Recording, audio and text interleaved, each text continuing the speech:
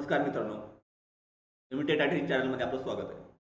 शासकीय वसतिगृहांतर्गत ज्या विद्यार्थ्यांनी आपले फॉर्म भरले आहेत, परंतु याची लिस्ट कधी लागणार किंवा आपल्याला शॉर्टलिस्ट आपण झालो किंवा नाही हे कसं समजणार किंवा कुठे पाहायचं याबद्दलची माहिती आजच्या व्हिडिओमध्ये आपण घेण्याचा प्रयत्न करत आहोत.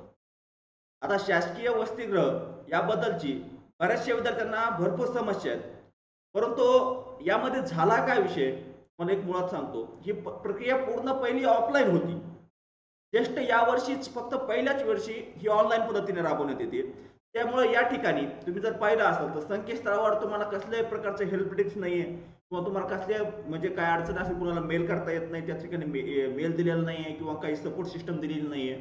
त्यामुळं बऱ्याचशा जणांना अडचणी निर्माण होतात. आणि विशेष म्हणजे जरी ऑनलाईन करण्याची प्रक्रिया दिली असली तर पूर्णतः पोर्टल यावर्षी ऑनलाईन नाहीये. पुढच्या काही वर्षामध्ये किंवा पुढच्या वर्षीपासून पूर्ण करण्याचा त्यांचा प्रयत्न आहे, परंतु सध्या तरी नाहीये. याच्यामुळे अडचण काय येते विद्यार्थ्यांना, की काही जर समस्या निर्माण झाली त्याचा रिस्पॉन्सच मिळत नाही कुठेच. मग आता यादी कधी प्रसिद्ध होणार आहे किंवा ऑलोकेट झालंय किंवा नाही हे कसं पाहायचं, हा बऱ्याच जणांचा प्रॉब्लेम आहे. त्यामुळं एक मी तुम्हाला तुमच्या ऍप्लिकेशनमध्येच तुम्हाला स्टेटस दाखवलं जाणार आहे. आता काय होणार, तुम्ही अर्ज केल्यानंतर तुमचे जे डॉक्युमेंट आहेत, मी तुम्हाला मागच्या व्हिडिओमध्ये सांगितलं होतं तुमच्या ऑनलाईनची प्रिंट त्यासोबत तुमचे डॉक्युमेंट तुम्हाला तुमच्या जे काय वसतिगृह असेल शासकीय वसतिगृह त्या ठिकाणी जाऊन व्हेरीफाय करणं आवश्यक आहे, त्या ठिकाणी दाखल करणं आवश्यक आहे, तरच तुमचं त्या पुढील प्रोसेस केली जाणार आहे. आता तिथं तुम्ही प्रोसेस केली असं गृहीत धरून आता ऑनलाईन पद्धतीने तुमचं सिलेक्शन कोणत्या हॉस्टेलला झालं किंवा नाही झालं, आपल्या ऍप्लिकेशनमध्ये काही त्रुटी आली का, याबद्दलचं स्टेटस ऑनलाईन मध्ये कसं पाहता येतं किंवा कोठे पाहायचं याबद्दलची माहिती आपण या ठिकाणी घेऊयात.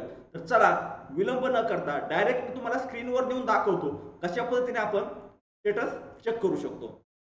हे जे काय अधिकृत संकेतस्थळ आहे हे तुम्हाला नव्याने सांगण्याची गरज नाही, तरी एकदा सांगतो. याची लिंक डिस्क्रिप्शनमध्ये देण्याचा प्रयत्न करतो. शक्यतो मी ज्या काय तुम्हाला व्हिडिओमध्ये ज्या लिंकबद्दल माहिती सांगत असतो किंवा ज्याच्याबद्दलची माहिती देतो त्याची लिंक डिस्क्रिप्शनमध्ये चेक करत जा. शक्यतो डिस्क्रिप्शनमध्ये त्याची लिंक टाकलेली असतेच, 100% टाकतोच आम्ही. कारण त्याचा प्रॉब्लेम बऱ्याच जणांना येतो, साईट व्यवस्थित टाईप करता येत नाही किंवा काहीतरी होतं, एक्झॅक्ट साईट सापडत नाही. त्यामुळं डायरेक्ट लिंक दिलेली असते डिस्क्रिप्शनमध्ये, त्या ठिकाणाहून तुम्ही चेक करू शकता. आता चेक करायचं, या ठिकाणी आपला आयडी पासवर्ड जो आपण रजिस्ट्रेशन करताना वापरला होता तो आयडी पासवर्ड टाकून या ठिकाणी लॉग इन करायचं. आणि लॉग इन केल्याच्या नंतर आपल्या समोर अशा प्रकारचा इंटरफेस दिसेल. या इंटरफेसमध्ये आपल्याला या ठिकाणी डॅशबोर्ड, त्यानंतर ऍप्लिकेशन इन्फॉर्मेशन ज्यामध्ये आपली पूर्ण माहिती जी आपण भरलेली ती दिसते, त्यानंतर ऍप्लिकेशन. आता या ठिकाणी जे काय थोडं इन्फॉर्मेशन थोडं हाईड करणार आहे मी, खालची इन्फॉर्मेशन तुम्हाला दाखवतो. आता या ठिकाणी तुम्हाला दोन मुद्दे, आता मी तुम्हाला मराठी करून दाखवतोय. मी तुम्हाला याआधी सांगितलं होतं की तुम्हाला विद्यार्थ्यांना ऑनलाईन भरलेल्या अर्ज पोर्टलवरून डाउनलोड करून त्याची प्रिंट घेऊन देखील संबंधित वसतिगृह कार्यालयात दस्तऐवज ऑफलाईनरित्या सादर करणे आवश्यक आहे. हे फक्त यावर्षी पूर्णतः यांना ऑनलाईन पद्धतीने राबवता येत नव्हतं, म्हणून यांनी ऑफलाईन पद्धतीने अर्ज दाखल करण्याची सूचना केल्या होत्या. आणि त्यानंतर खाली दिलंय, कृपया तुमच्या आवडीचे फक्त एक कॉल लेटर स्वीकारा. वसतिगृह प्रवेश स्वीकारल्यानंतर कॉल लेटर डाउनलोड करण्यासाठी उपलब्ध होईल. या दिवशी तुमच्या वसतिगृहाचं तुमचं ऍडमिशन कन्फर्म होईल. त्याच दिवशी तुम्हाला या ठिकाणी जे काय स्वीकृती लेटर असेल ते डाउनलोड करता येणार आहे. या पद्धतीची माहिती या ठिकाणी दिली आहे. आता इथून पुढची माहिती तुम्हाला कुठे दिसणार आहे, तर तुमच्याच लॉग इन मध्ये पोर्टलवरच दिसणार आहे, पण तुमच्याच लॉग इन मध्ये दिसणार आहे.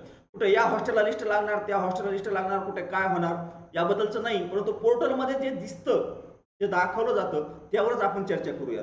बाकीच्या गोष्टी आता यामध्ये काय होतं, संबंधित अधिकाऱ्याशी संपर्क करणं किंवा जे काय आहेत त्यांच्यासोबत कॉन्टॅक्ट केला असतात त्यांना इतकं म्हणजे पहिलंच वर्ष आहे त्यांचं या सिस्टममध्ये, परंतु त्यांनाही एवढी इन्फॉर्मेशन नाहीये, त्यामुळे अडचण जास्त येते.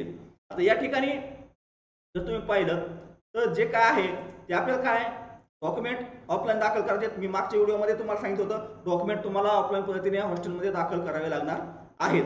आणि त्यानंतर एक तुमचं निवड झाल्याच्या नंतर जे काय तुमचं म्हणजे तुम्हाला एक अलोकेट झालेलं सपोज लेटर असेल, ते लेटर या ठिकाणी तुम्हाला डाउनलोड करता येणार. आता मेन मुद्दा होता आपला स्टेटस.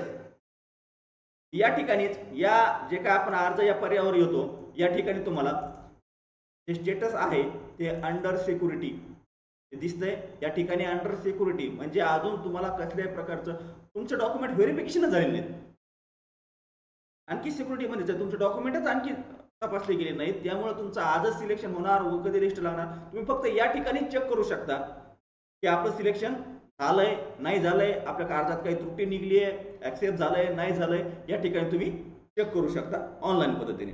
चला, समजलं असेल आपल्याला। आता हे लॉग इन कसं करायचं काय करायचं हे मागच्या व्हिडिओमध्ये सांगितलेलं, त्यामुळे परत त्याच गोष्टी परत सांगण्यात आणि आपला वेळ व्यर्थ करण्यात अर्थ नसतो, त्यामुळेच या व्हिडिओमध्ये डायरेक्ट लॉग इन करून पुढील इन्फॉर्मेशन देण्याचा प्रयत्न केला। आता स्टेटस कसं पाहायचं हे आपल्याला स्टेटस कसं पाहायचं याबद्दलची माहिती दिली।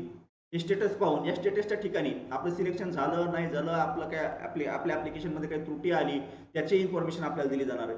आता यासोबतच बऱ्याचशा जणांकडून सांगण्यात येतं की वसतिगृहामध्ये याद्या प्रसिद्ध केल्या जाणार, परंतु सध्या तरी म्हणजे आजच्या डेटला तरी वसतिगृहात अशी कशा पद्धतीची यादी त्या ठिकाणी लावलेली नाही, हे लक्षात असू द्या। ज्या दिवशी लागल त्या दिवशी आता काय असेल, जरी तुमच्या भागात लागली यादी तर त्याचाही अपडेट देण्याचा प्रयत्न करा, कारण तुमच्यामुळं बाकीच्या विद्यार्थ्यांना आम्हाला इन्फॉर्मेशन देता येईल। परंतु मी ज्या जिल्ह्यात राहतो किंवा मी ज्या भागातील आहे त्या भागातील सर्व वसतिगृहासोबत कॉन्टॅक्ट करून देखील एकाही वसतिगृहामध्ये कोठेही यादी प्रसिद्ध केलेली नाही किंवा त्या ठिकाणी प्रदर्शित केलेली नाही, हे लक्षात असू द्या।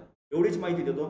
तर चला, जर व्हिडिओ आवडला असेल व्हिडिओला लाईक करायला विसरू नका आणि आपल्या अशा मित्रापर्यंत हा व्हिडिओ शेअर करा जो शासकीय वसतिगृहाची अर्ज प्रक्रिया कशी किंवा पुढील निवड प्रक्रिया कशी असणार, स्टेटस कुठं पाहायचं याची वाट पाहतोय किंवा या टेन्शनमध्ये आहे, त्याला हा व्हिडिओ शेअर करायला विसरू नका, जेणेकरून त्यालाही फायदा होईल। तर चला, धन्यवाद। आजच्या व्हिडिओमध्ये एवढीच माहिती, भेटूया नेक्स्ट व्हिडिओमध्ये नेक्स्ट पॉईंट सोबत।